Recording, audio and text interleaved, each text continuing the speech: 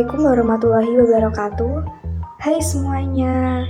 Sebelumnya, perkenalkan, saya Janvit Elvira, mahasiswi program studi S1 Manajemen, Fakultas Ekonomi Universitas Islam Sultan Agung Semarang. Pada video kali ini, saya akan memaparkan presentasi mengenai sejarah Daulah Umayyah II di Spanyol, yang merupakan bentuk pemenuhan tugas mata kuliah peradaban Islam yang diampu oleh Bapak Dr. Randes Haji Bejo Santoso, MT PhD. Di sini saya akan menjelaskan mengenai pendahuluannya terlebih dahulu. Spanyol atau yang dahulu dikenal dengan Andalusia merupakan bagian dari wilayah kekuasaan Daulah Bani Abbasiyah di Baghdad pada tahun 750 Masehi. Kawasan ini merupakan satu-satunya negeri yang terpisah dari banyaknya negeri kaum muslimin yang dikuasai oleh Daulah Abbasiyah. Namun pada tahun 755 Masehi, Abdul Rahman Ad-Dakhil yang berhasil lolos dari pengajaran penguasa Daulah Abbasiyah lalu akhirnya dapat mendirikan kemitraan baru dari dinasti Umayyah. Secara eksplisit ini merupakan awal mula dari kebangkitan Daulah Umayyah pasca kehancurannya di Damaskus oleh Daulah Abbasiyah. Pertama, penduduk Spanyol sebelum Islam masuk. Spanyol sebelum Islam masuk berada di bawah kerajaan Romawi. Bangsa Romawi dapat menguasai Semenanjung itu pada tahun 133 Masehi. Masuk pula sejumlah besar orang-orang Yahudi, suku-suku Vandal pada abad ke-5 Masehi dapat menyerang bangsa Romawi. Sejak itu nama Spanyol berubah menjadi Andalusia, yaitu negeri bangsa Vandal. Bangsa Arab kemudian menamainya dengan Al-Andalusia yang lebih dikenal dengan nama Andalusia. Sewaktu dikuasai kerajaan Gatia, sering menghasut penduduk untuk melakukan kerusuhan dan menentang kekuasaan Islam. Tetapi setelah kawasan ini benar-benar dapat dikuasai umat Islam, mereka dapat memusatkan perhatiannya untuk menaklukkan Spanyol. Dengan demikian, Afrika Utara menjadi batu loncatan bagi umat Islam dalam menaklukkan Spanyol. Yang kedua, Islam masuk Spanyol pertama pada masa Khalifah Al-Walid bin Abdul Malik.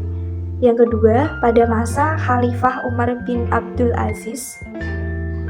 Pada gelombang pertama, ada 3 pahlawan Islam yang dapat dikatakan lebih berjasa memimpin pasukan Islam dalam proses penaklukan Spanyol. Mereka adalah Taif bin Malik sebagai pasukan perintis dan penyelidik. Kemudian ada Tariq bin Ziyad sebagai pasukan penakluk. Dan yang terakhir Musa bin Nusair diberangkat dengan pasukan besar menyeberangi Selat pada tahun 712 Masehi, dan satu persatu kota yang dilaluinya dapat ditaklukkannya seperti Sidonia, Carmona, Seville, dan Merida. Gelombang kedua, penaklukan Spanyol pada masa pemerintahan Khalifah Umar bin Abdul Aziz bertujuan untuk menguasai pegunungan Pyrenees dan Perancis Selatan. Pimpinan pasukan pertama adalah Al-Samah, tetapi usahanya gagal dan dia terbunuh pada tahun 720 Masehi. Kemudian pimpinan pasukan diserahkan kepada Abdul Rahman bin Abdullah, tetapi penyerangannya ke Perancis juga tidak berhasil dan dia mundur kembali ke Spanyol. Dapat disimpulkan bahwa penyerangan gelombang pertama berhasil, sementara gelombang kedua gagal karena kondisi sosial politik dan ekonomi yang sudah berubah.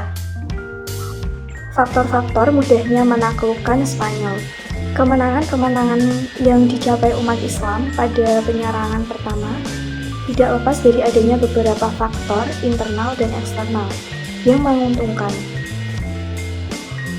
Faktor internal adalah kondisi umat Islam mulai dari penguasa, tokoh-tokoh, pejuang, dan prajurit Islam yang ikut andil dalam penaklukan Spanyol, merupakan orang-orang pilihan. Para pemimpin adalah tokoh-tokoh yang kuat, pejuang dan prajuritnya kompak, bersatu, berani dan tabah menghadapi tantangan karena dimotivasi oleh ajaran agama Islam untuk berjuang di jalan Allah SWT.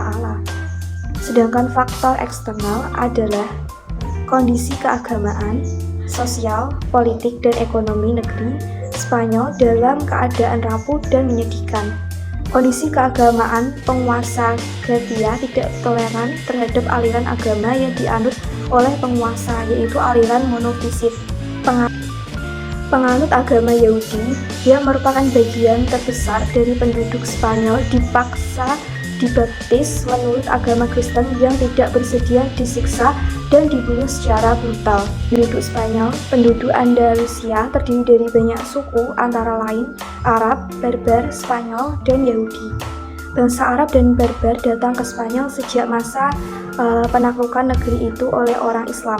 Keturunan Arab ini terdiri dari dua kelompok besar, yaitu keturunan Arab Utara yang terdiri dari suku Mudari dan keturunan Arab Selatan yang terdiri dari suku Yamini.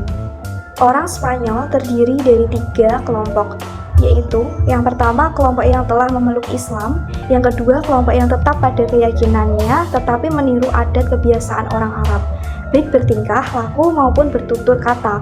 Mereka disebut Spanyol Mustaribah. Kelompok yang tetap berpegang teguh pada agama nenek moyangnya semula dan warisan nenek moyangnya. Yang kelima, periodisasi pemerintahan Daulah Umayyah di Spanyol sejak Islam masuk Spanyol sampai berakhirnya kerajaan Islam di sana selama lebih dari 7 abad dapat dibagi 4 periode. Periode pertama yaitu pada 710 sampai 755 Masehi, yaitu sejak masuknya Islam ke Spanyol sampai terbentuknya Daulah Umayyah di sana. Periode kedua, 756 sampai 912 Masehi, yaitu sejak pembentukan pemerintahan Daulah Umayyah di Spanyol di bawah seorang yang bergelar Amir atau gubernur, tetapi tidak tunduk kepada pemerintahan Islam pusat Khalifah Abbasiyah di Baghdad. Pada saat ini, Daulah Umayyah di Cordova dipimpin oleh 7 orang Amir. Periode ketiga, 912 sampai 1012 Masehi, yaitu di bawah pemerintahan seorang pimpinan yang bergelar Khalifah. Pada saat ini terdapat 4 Khalifah, yaitu Abdurrahman III, Hakam II, Hisham II, Muhammad II bin Abi Amir atau Hajib al-Mansur. Periode keempat, 1010 sampai 1492 Masehi, yaitu di masa kemunduran pemerintahan Islam yang dipimpin oleh Muluk al-Tawaif atau negara-negara kecil yang berpusat di provinsi-provinsi seperti Seville, Cordova, Toledo, dan sebagainya. Kemudian yang keenam, pembentukan Daulah Umayyah di Spanyol pada periode kedua adalah pembentukan Daulah Umayyah di Spanyol sebagai pendirinya adalah Abd al-Rahman I. Dia adalah cucu Khalifah Umayyah ke-10, yaitu Hisham. Dia termasuk salah seorang yang lolos dari pembalasan dan pembantaian dari Khalifah pertama Daulah Abbasiyah Al-Safah. Abdullah menggantikan saudaranya Muzair naik takhta pada waktu yang sangat kritis. Andalusia penuh dengan gangguan dan pemberontakan bukan hanya oleh orang Spanyol asli tetapi juga bangsawan Arab. Pemberontakan pecah di setiap bagian kerajaan. Sementara Abdullah seorang raja yang lemah, gagal menguasai keadaan walaupun dia memerintah selama 25 tahun tetapi penuh dengan gangguan dan pemberontakan. Ketujuh, masa kemajuan pemerintahan dan perkembangan ilmu pengetahuan. Pada periode ketiga abad, Abdurrahman III menggantikan ayahnya naik tahta 23 tahun pada tahun 912 Masehi memakai gelar Khalifah. Selama ini penguasa Daulah Umayyah di Spanyol sudah puas dengan gelar Amir, tetapi pada masa pemerintahan Abdurrahman al-Nasir dia meninggalkan gelar Khalifah didorong oleh lemahnya pemerintahan Daulah Abbasiyah di Baghdad karena mereka hanya boneka-boneka di tangan Bani Buwaili Yang kedelapan, perkembangan ilmu pengetahuan karena Spanyol adalah negeri yang subur. Kesuburannya mendatangkan kemajuan ekonomi. Kemajuan ekonomi menghasilkan banyak pemikir, masyarakatnya majemuk, terdiri dari orang Arab, orang Barbar, Al-Muwaladun yang masuk Islam, orang Spanyol yang masih Kristen, dan orang Yahudi. Semua komunitas itu kecuali Kristen memberikan saham intelektual bagi terbentuknya kebangkitan budaya, ilmiah, sastra, dan kesenian di Andalusia. Di antaranya yang terpenting adalah 1. Filsafat, yang kedua sains, 3. Sejarah dan geografi, 4. Fikih, 5. Musik dan kesenian, yang keenam arsitektur. Kemudian masa kemunduran pemerintahan dan faktor-faktornya pada periode keempat adalah masa kemunduran Islam di Spanyol dengan munculnya muluk tawaif di daerah-daerah provinsi yang terbebas dari pemerintahan pusat. Malapetaka kehancuran Daulah Umayyah di Spanyol mulai melanda istana ketika terjadi perebutan kekuasaan sepeninggal Abdul Malik yang digantikan oleh saudaranya Abdul Rahman karena dia tidak memiliki kemampuan seperti ayah atau saudaranya. Ditambah lagi dengan kebejatan moralnya yang menyolok sehingga dia tidak disukai rakyat, maka orang-orang Cordova memaksanya turun dan digantikan oleh Muhammad bin Abdul Jabbar bin Abdul Rahman III dari keluarga Daulah Umayyah. Kekuasaan Islam hanya tinggal di daerah Granada di bawah Daulah Bani Ahmar. Pada masa ini, peradaban Islam kembali mengalami kemajuan seperti pada masa kejayaan Abdul Rahman III. Akan tetapi, karena berada di daerah yang kecil secara politik tidak memberi pengaruh yang berarti. Abu Abdullah, penguasa terakhir Daulah Bani Ahmar, tidak mampu menahan serangan-serangan orang Kristen dan pada akhirnya menyerah, mengaku kalah. Faktor-faktor kemunduran pemerintahan yaitu konflik sesama muslim, perpecahan politik pada masa Muluk al-Tawaif menjadi penyebab mundurnya pemerintahan Islam Spanyol walaupun tidak menjadi penyebab mundurnya peradaban Islam di Spanyol. Yang kedua yaitu konflik dengan Kristen. Kehidupan negara Islam di Spanyol tidak pernah berhenti dari pertentangan dan perlawanan antara Islam dengan Kristen. Pada saat umat Islam kuat dan memperoleh kemajuan umat Kristen, diam dan ikut menikmati hasilnya. Tetapi pada saat umat Kristen memperoleh kemajuan pesat sejak abad ke-11 Masehi, sementara umat Islam mengalami kemunduran, umat Islam diperangi, dihancurkan, dan diusir secara kejam dari Spanyol. Yang ketiga, kesulitan ekonomi pemerintah Islam di Spanyol pada masa kemundurannya disebabkan sibuk dengan konflik berkepanjangan antara sesama umat Islam dan antara umat Islam dengan umat Kristen, mengakibatkan mereka lalai membina perekonomian. Akhirnya timbul kesulitan ekonomi yang sangat memberatkan. Hal itu turut mempengaruhi kondisi politik dan militer. Yang keempat atau yang terakhir, letak geografis yang terpencil.